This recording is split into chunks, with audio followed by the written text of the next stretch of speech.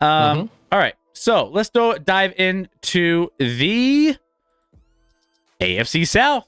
AFC South is the counterpart to the terrible NFC South, and we are going to be touching on the Colts, Titans, Texans, and Jags.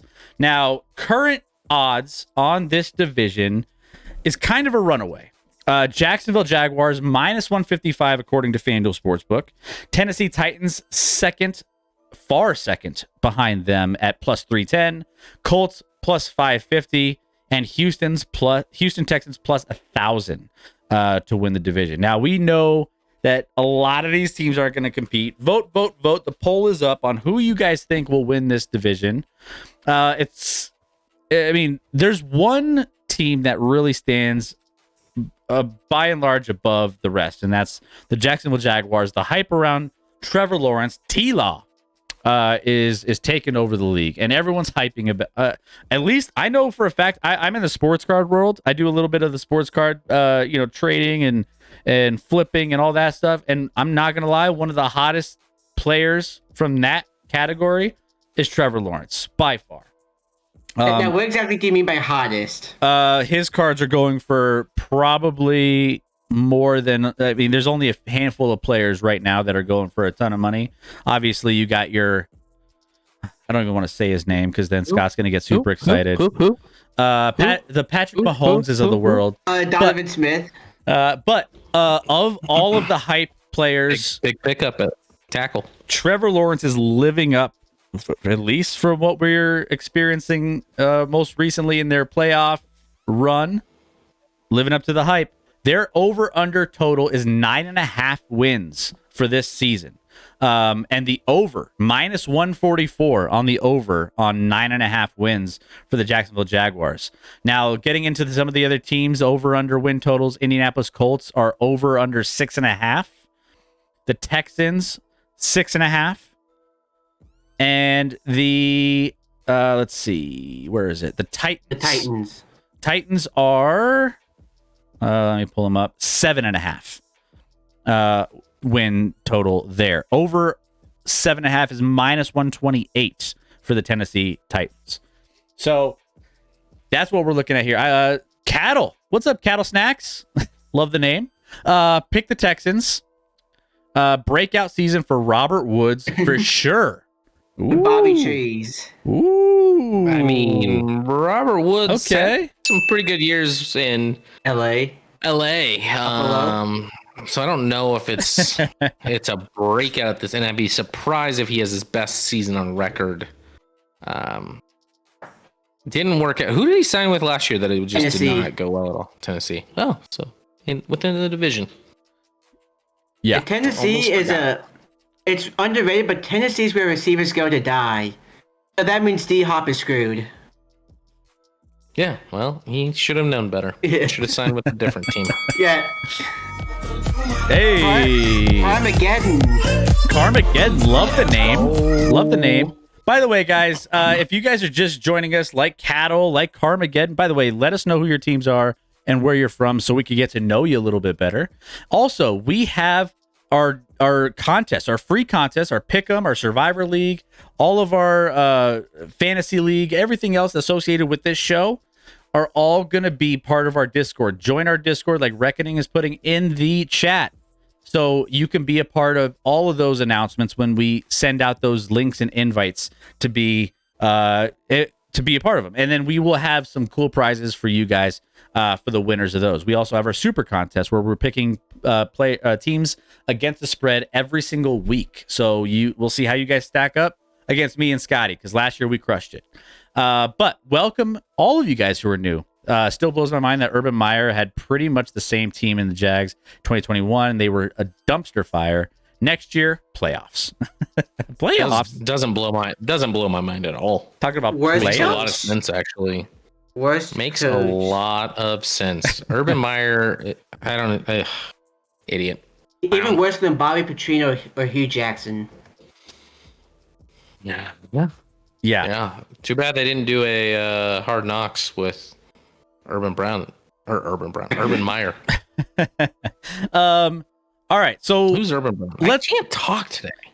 Let's just throw out this. The reason why the Jags are as big favorites as they are is when you look at this graphic here, you kind of see something similar to what we saw in the NFC South. You see one really promising good quarterback in T-Law, Trevor Lawrence, and then you get a couple rookies who are coming in, C.J. Stroud, Richardson for the Colts, and then you have the Tennessee Titans who don't have a quarterback on this graphic. You have a player who is the actual sleep on Tanny.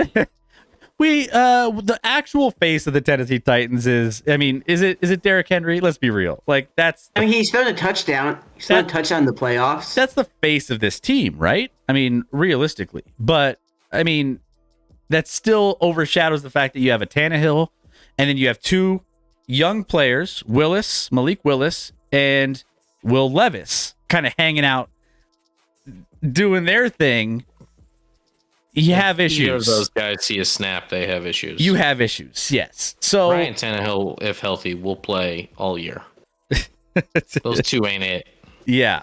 Let's start out with this. Of the two rookie quarterbacks, and I kind of have my answer already of like who I'm more excited. This is easy. Who are you more looking forward to seeing suit up? Is it Stroud or Richardson? Stroud. Richardson. Ooh. I think Richardson is the more dynamic. You asked who I'm more looking forward to watching? Yeah. It's Richardson. Yeah. I do think who might be better this year? I think Stroud will probably be better based off of the fact that he's gonna have I think the Colts offense will be a dumpster fire, but I do think Richardson will be worth the price of admission. Kind of like what we were talking about in the other division of like, oh yeah, we can see Bryce Young being a player we want to keep an eye on and watch a little bit. I think Richardson is that guy here. I think Stroud is the more boring pick, but he's going to be more successful overall with his franchise and having better numbers this season. Yes. Because I think the ceilings are very different. The ceilings are very different. Correct. Richardson, with his legs and with his athleticism and with his arm, I feel like and that body, he will run over people. Dude, Chris. look at that picture. He's a monster. He's a big dude. Carmageddon Minshew, looking for Minshew. The stash. Yeah. Where is Minshew these days? Well, if the Colts are smart, they'd be playing Minshew because he's also their quarterback. And they had not announced who they're technically going to start this year. Yeah, Jim Irsay said he wanted Richardson. I totally knew Minshew was there because there was a whole I think Richardson was mic'd up not long ago in camp, and Minshew was there, and they had some. They seem to want the best for each other, so that seemed like a good relationship between Minshew and Richardson at least. But this Colts team this year though is going to be bad.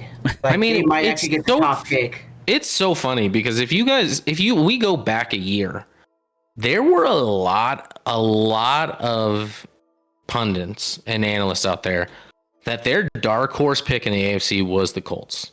Matt Ryan comes over. This team is loaded on the roster with the roster wise. This team is going to be really sneaky good. I mean, the year before, they made the playoffs with Phillip Rivers in his last year. Rivers retires. They bring in Matt Ryan.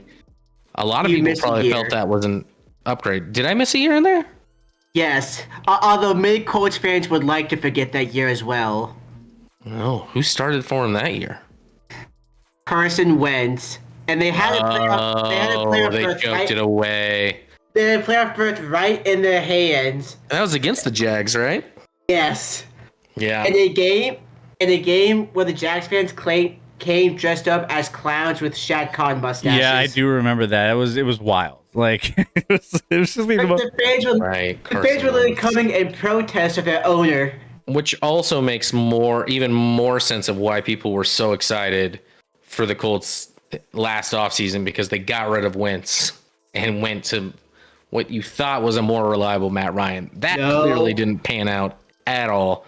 And now here they are taking a quarterback at number 4 overall. So I love the upside of Richardson, but is it going to be a work in progress? Of course. I don't know if he knows how to be a quarterback Well, yet. Certainly not at the NFL level. And like, we've already talked about we're selling all the wide receivers in Indy. Like, there's no player, and actually Jonathan Taylor is kind of in a weird spot too, right? With the whole Jim Irsay contract negotiations and the ugliness going back and forth there is not great. So you take away potentially Jonathan Taylor. You don't know what you're going to be getting from Anthony Richardson and distributing the ball. He uses his legs a lot, so that's taken away from the wide receiver the core that's going to not have great numbers this season. I don't think I wouldn't trust a lot of players on this. I mean, Michael, I like their kind of wide. I like Michael Pittman. Don't say that. Don't say that. Don't do that. No, like as a player. I'm not saying as a fantasy option. No. Yeah. Okay. All right. Yeah. I like Alec Pierce quite a bit. He's a young kid. Yep. They just wide receiver. I think he's in year 2 out of Cincy. Correct. Like I like some of those guys, but I don't know. Like they don't have a wide receiver 1 on that team. Michael Pittman is a wide receiver 2. Alec Pierce might be a 2. I struggle to find. I just don't want to. Outside of Richardson, I probably wouldn't. If he wasn't on this team, I wouldn't watch this team once all season. Like there would be. I just wouldn't have excitement for this team. But I mean, again, Richardson brings a different dynamic. Like he could all of a sudden. I mean, if he jumps into this role and is turning into like a dynamic player that is putting highlight reels week in and week out, maybe that changes a little bit. Maybe I tune in a little bit more, but I just the talent across the board on this Colts team, I guess I got a sour taste in my mouth still from last season with all of the things happening with Matt Ryan, and it's just like, I don't know. It's weird. The only thing really to like about the Colts this year is their head coach. Like he's a project. He wasn't even good in college. There's no way in hell he's going to do anything this year. If you're not good in college, how are you going to be good in the NFL right off the bat? Boofus, Colts might go 0-17. I watched Richardson play in the SEC. Dude is a project quarterback with a high ceiling. Can definitely scramble. He has the measurables. However, he is the worst enemy. He is his worst enemy and can be inaccurate. Also, only really succeeded against bad defenses. And plus, he didn't play that many games either, right? He played one season. He didn't play play one season. As many games from it's a small sample size as well. So you're really taking a chance on just everything, the intangibles and the upside of like his athleticism and everything else. But I do know a quarterback that was drafted pretty high that didn't play very well in college, in my opinion, and big, athletic, and he's done pretty well. Yeah. Josh Allen. Even then, he didn't play much his first season. He was struggling. Then the coaches got him to fix his mechanics. They went and got an elite receiver. Oh, he was labeled a bust for a minute. I don't know if he's labeled a bust, but he was mostly running the ball.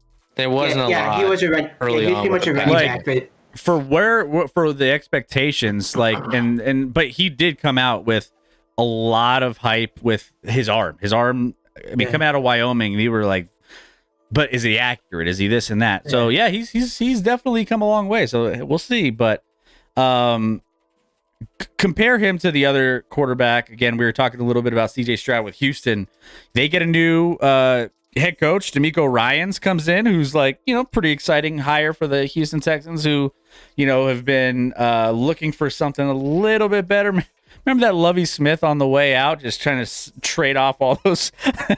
Screwed him. They would have taken Bryce Young. I promise. Oh my goodness! Of course they would have. Oh my goodness! Lovie Smith is like, all right, well, deuces. I'm gonna take a little bit on my way out. Enjoy the picks. Helping his former team out too, the Bears. Yeah. So we know this team isn't going to be very competitive this year. We know that because Houston still is on the up climb. Now, do we like what they're doing with a lot of the build up? Yeah, they're getting a lot of draft picks. They're putting together, I think, a decent team. They have a nice head coach who I think is going to be turning things around a little bit, but that doesn't change the fact that they're going to be. They're not going to be competitive this year. I mean, the over/under win total, I believe, it was at 6.5. The under is -142 for that. So we don't anticipate them to have a bunch of wins. It's going to be a learning experience for Stroud. So we're going to see what he can do, but not much here, Scotty, to get excited about. Yeah, I mean, they got Will Anderson. Who's obviously an exciting edge. They took him right at the top of the draft and moved up for both moved up to get one of, I don't remember if it was they drafted Stroud. Right, and then moved up for Will Anderson. Yes. But that's semantics. It doesn't really matter what order it was. They get Will Anderson. I still like Derek Stingley, who they drafted in the first last year quite a bit at corner.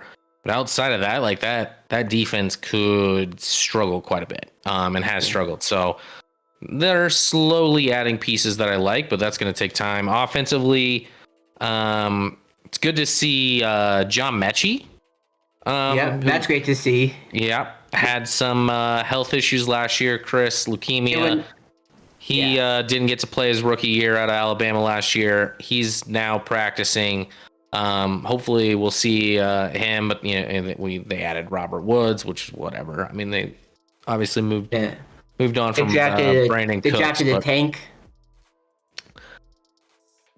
What? They drafted a tank. Who did Tank Dell. Oh, Tank Dell. Yeah, that dude's like 85 pounds, so I have a little bit of concern there. But, I was so is Devontae Smith, so yeah, but at least he's like got some length and he's skinny. This dude's just short and skinny. Dalton Schultz they pick up in free agency, decent. I mean, a pretty solid, obviously tight end coming over from Dallas. So offensive line, their offensive line. I mean, Tunsil's elite left tackle, maybe the best in the game. They signed him to a long-term deal. Tyus Howard. They have pieces for sure, but it's going to take some time to mesh. And this year's probably just going to be figuring out, all right, who's here long-term? Where do we need to pick up some more pieces? And see where we go from there. See if CJ Stroud's legit or not. If not, I think they still have Case Keenum on the roster. So Case Keenum, I noticed he was on the roster. I was like, man, that dude's still in the league. Neck still as well. But. Yeah, Daddy Long Neck. Oh my goodness. But yeah. So a team that has a little bit more to look forward to is probably the Tennessee Titans in this division. Tennessee making some splashes in the offseason, he signed your boy, Scotty, DeAndre Hopkins. Got him. They got him. $26 million deal worth up to 32 with incentives. He joins the Titans team. Coach Mike Vrabel coming into this season, obviously one of the better coaches in this division. But I mean, still Derrick Henry's still there. They needed to go out and get DeAndre Hopkins after they let AJ Brown. They shipped him out, right? So AJ. They replace him with an older receiver that kind of does the same thing. But to be fair, they replaced him with a draft pick and Treylon Burks that offseason or that draft as well. True. And he was injured and stuff last year a bit. So we'll see what Treylon Burks along with D-Hop can provide. I mean, Chris, the thing about it is like, yeah, they went 7-10 last year, but Tannehill missed some games. That's the first time in like 7 years the Titans haven't had a winning season. So Vrabel to me is kind of like maybe a little bit like the boy in Pittsburgh, the coach in Pittsburgh, Chris. Don't tell Rick that. I know, but he kind of takes a shit sandwich and creates something pretty nice with it. So and then gets no respect for it. No respect. Because otherwise, I mean, there's not a lot of talent, especially on the offensive side of the ball here. But this defense, obviously, Jeffrey Simmons is one of the best interior, pass or defenders in all of football. He's a monster. You still have, like Harold Landry, Kevin coming off the edge. They have Kevin Byard and Monty Hooker, Murphy Bunning, Christian Fulton. Like a pretty solid secondary, and they're going to be well coached on the defensive side of the ball. So, I mean, obviously they're going to have to. I mean, and then there's always the thing of like, is there a ticking time bomb? Like, when does Derrick Henry fall off that proverbial cliff that all running backs hit? Well, all players hit. He's the fifth oldest running back in the NFL. So, I mean, he's not going to be. Well, he's certainly. There's no one in the NFL that has more carries in their career than him at this point. True. I don't know that he's for sure, he's still even late in his career. He's still a workhorse running back, and he still puts up numbers. So it's like you can't really argue that. The thing is with Derrick Henry is the fact that, I mean, how explosive is he going to continue to be as he ages into the next season? I mean, we haven't seen a lot of the stiff arm highlights that we used to see literally almost weekly, like 2, 3, 4 years ago. So it's like those highlights are kind of disappearing, not as frequent as we used to see. But I mean, it's crazy to think that he's still as good as he is. But not too many workhorse. You have to worry about injuries with the workhorse running backs because they hit all the carries. So that's also a thing when you're talking about fantasy football. But I mean, that being said, I think that this team is still, like you said, a work in progress. They are well coached. They have some nice pieces, but not enough to really compete with the top team in this division, in my opinion. Maybe not. My only thing is, like, Chris, your mantra with fantasy football was like, hey, sometimes it's good to take the boring, and Tennessee is boring, man. Tennessee is about as boring as it gets. Do they fall into the category of take the boring team, take the boring players? I wouldn't take the boring player from Tennessee. Like, I don't even want to take D-Hop, honestly. No, I'm not saying take any of these players in fantasy. I'm just comparing your analogy of boring in fantasy to the Titans as a team are boring, but like they very well might win a decent amount of football games this year and have a winning record, quite frankly. And how they do it, I don't know, but they just somehow seem to do it. Like when they play the Chiefs, Chris, like they play the Chiefs tougher than like almost anybody. Like Malik Willis started against us last year and we won in overtime. Yeah, I remember that game. I was like, I was doing something out. Like I can't remember what I was doing, but I looked down and I saw the fact that it was in overtime. I'm like, what? What am I watching? I know what you were doing, Chris. I think it was a Sunday night football game. So we were on stream. Are you sure? Actually, I don't remember being on stream for that. I don't remember being on stream for that either. I'll go back. I thought it was a Sunday night. I think it was either a Sunday night or a Monday night. I know it was a Sunday night game, but y'all might have taken that Sunday off. Maybe. I don't know. I can't remember. I don't take Sundays off. Honestly, I like Houston more than Tennessee, says Rec. Chairman Mike Tomlin, the Cooper Rush of head coaches. The number one thing to watch for the Titans is the man that Colton Dow, rookie wide receiver. Tennessee is not making the playoffs, says Nick. Not making the playoffs. By the way, to win the division, they're plus 310. So you're getting some decent money back if you decide that they're good enough to take down this division. But again, Jags minus 155, by far the favorites. Let's talk about the Jags a little bit. Jags, they're the most hyped team going into one of the top hyped teams going into this season. Everyone's loving what the Jags are doing. Now they're in a terrible division, what's going to help them in the long run. They're not going to be able to, find a lot of competitive games in their division. However, I think Tennessee plays them a little tougher, like we were just talking about. But Trevor Lawrence finishing out the season, 5 games in a row to end the 2022 regular season. They won the AFC South crown, making the playoffs for the first time since 2017. And then still, they just feel like they're the up and coming boys on the AFC, which is already stacked in the AFC. Third-year quarterback Trevor Lawrence seemed to have taken that next step. And I mean, we touted him as one of the best quarterback prospects coming out of Clemson, 3 years ago. So, I mean, he's starting to live up to that. Now he's got a little bit more help. He's got Evan Ingram now, 3-year deal, $41 million extension. So, I mean, he's got some decent talent around him. He's got a couple running backs, ETN. Did you not say Calvin Ridley?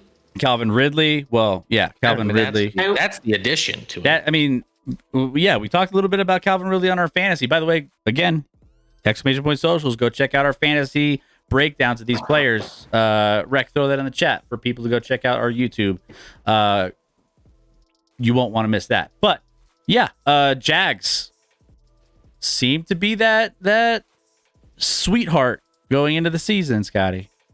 I mean, does it feel a little odd to you that the win total in Vegas for the Jags is the same as the Saints?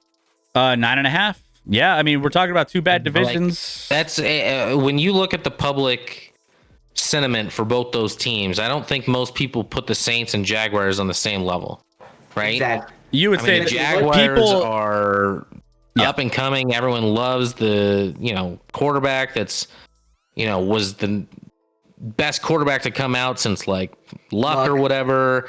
Now in his third year after making the playoffs, having a huge comeback against the Chargers in the playoffs to win a game in the playoffs. You add Calvin Ridley, Kirk, Jones, Zay Jones, Evan Ingram. I mean, that's a lot of good weapons. The offensive line is a little shaky in my opinion. But like the weapons wise, you like what you see defensively. I don't get excited about this team. Well, they have Trayvon Walker. Now and will always be an awful first overall pick. I don't care how good his measurables are and his arm length.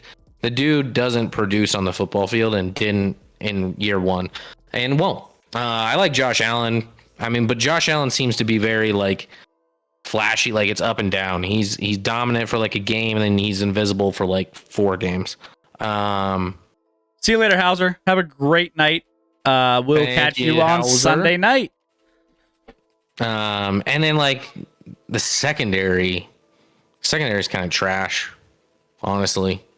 Yeah, so they got Darius Williams. Who'd they lose? They lost somebody in the secondary this offseason.